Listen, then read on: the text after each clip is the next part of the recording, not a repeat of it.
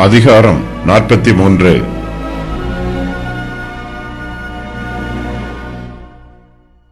எசேக்கியேல் தீர்க்கதரிசி இதுவரையிலும் தேவாலயத்தை தரிசித்தார்.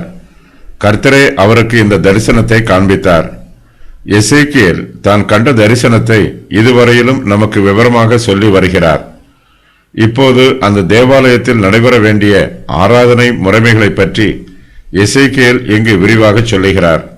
இந்த ஆராதனை முறைமைகள் பழைய ஏற்பாட்டு காலத்து ஆராதனை முறைமைகளுக்கு ஒப்பாயிருக்கிறது.